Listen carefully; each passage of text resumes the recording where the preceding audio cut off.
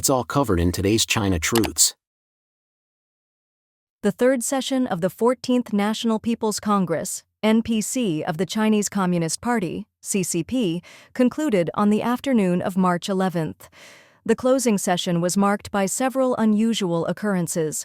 During the meeting, Xi Jinping appeared solemn, absent-minded, and dazed, looking diagonally downward while constantly rubbing his hands, seemingly massaging his thighs.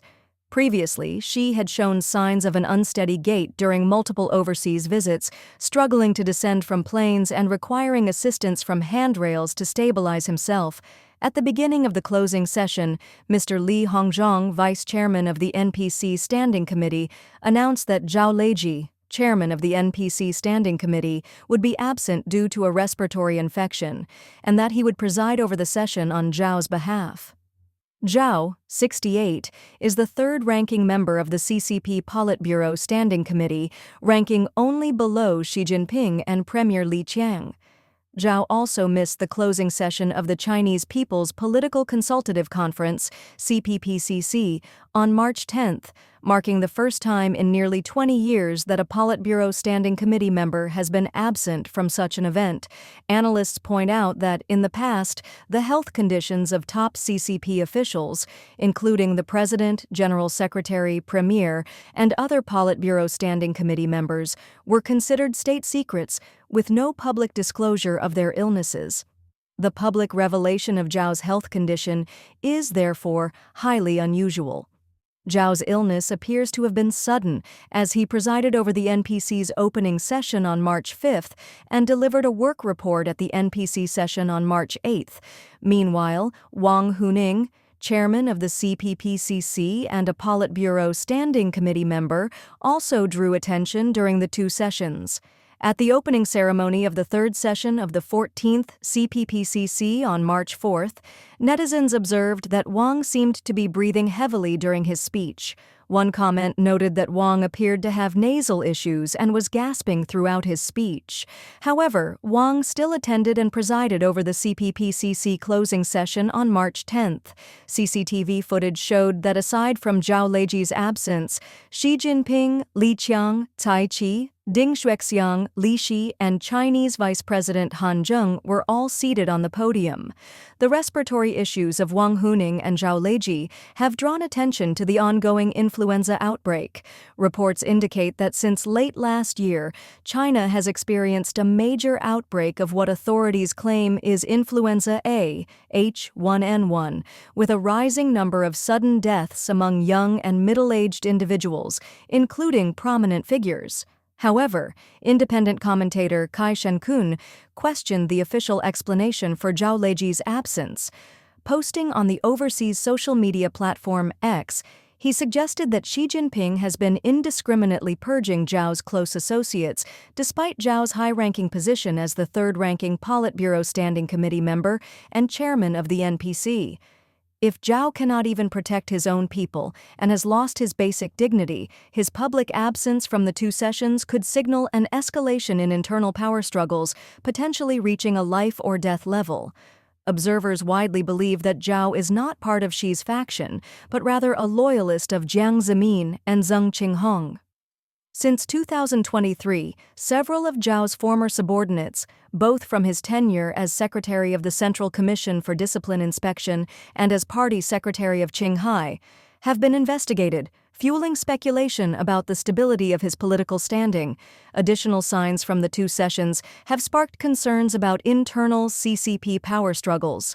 On March 7th, Zhang Yuxia, vice chairman of the Central Military Commission, presided over a meeting of the NPC delegation from the military and the People's Armed Police.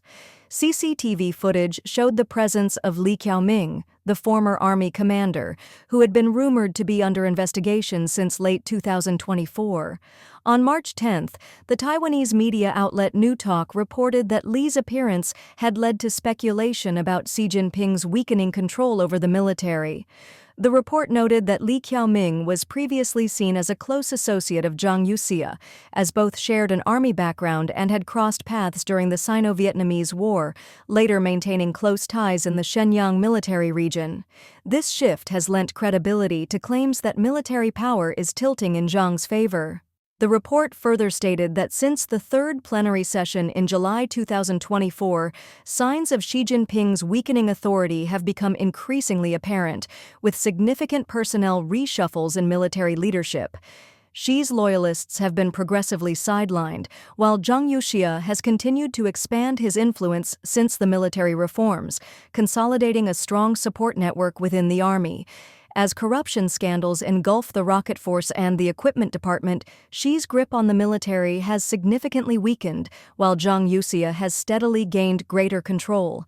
In addition to Li Qiaoming's unexpected appearance, observers have also noted the unexplained disappearances of several senior Chinese Communist Party officials, including Yuan Huaji, the political commissar of the Navy and a member of the National People's Congress, Wang Chuning, commander of the Armed Police Force, Luo Qi, chief engineer of China National Nuclear Corporation, and Xu Dazed, the former secretary of the Hunan Provincial Party Committee who came from the aerospace sector.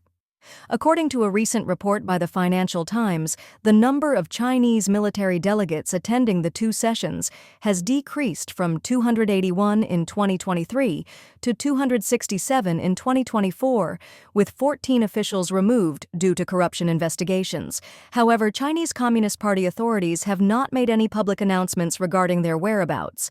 Independent commentator Du Zheng wrote in Shangbao that in recent years, the Chinese Communist Party has handled some senior officials without public disclosure. Many were dealt with internally, and some were even executed in secret. Du Zheng pointed out that this practice is nothing new in CCP history. From party purges and rectification to hunting traitors and suppressing the AB group, violent terror has always been a means for the CCP to consolidate the top leader's dictatorship. Under Xi Jinping, such operations have become even more opaque. The article cited a 2016 case where Japanese scholar Suzuki Hideji was arrested in Beijing for espionage. After his release and return to Japan in 2022, he revealed that while in prison, he heard rumors that the Chinese ambassador to Ireland had been secretly sentenced to death for espionage. He also mentioned that Tang Benyuan, a former counselor at the Chinese embassy in Japan who had been in contact with him, was arrested and has since disappeared, with speculation that he was likely executed. Suzuki stated that CCP espionage trials and outcomes are never made public. Zhou Guogong, a former department-level official, also revealed in the U.S. that a Central Military Commission official once mentioned in a party class that many officials were sentenced to death annually, but such cases were never disclosed. The report also highlighted the mysterious case of former Foreign Minister Qin Gang. In July 2024, an official announcement stated that he had resigned from his CPC Central Committee and National People's Congress positions, but his whereabouts remained unknown.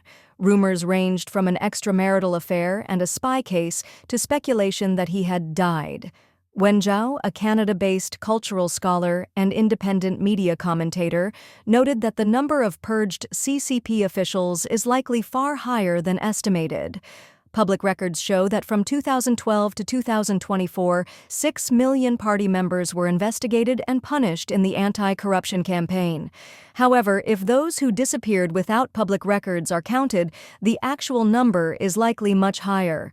Wen Zhao specifically noted that during Mao Zedong's era, persecution involved instigating and coercing ordinary people into participating in crimes.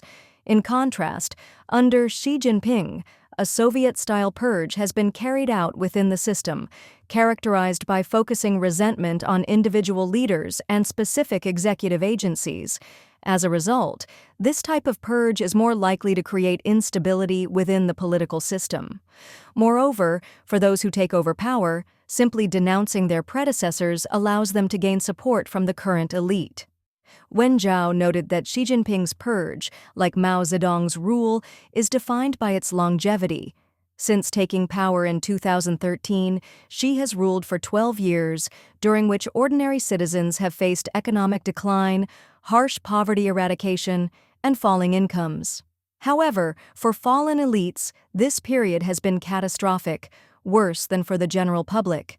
Unlike the Soviet Great Purge, which ended in just over 2 years, Xi's prolonged purge has left the public disengaged, with no personal stake in defending the system. If it collapses, mass resistance is unlikely. Meanwhile, disillusioned elites, stripped of long-standing agreements, have grown resentful and lost the will to defend the regime. As a result, Xi's CCP is more unstable than under Mao, and even more fragile than Stalin's Soviet Union.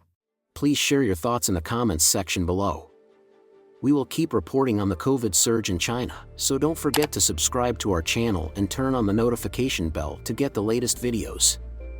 And thank you for tuning in.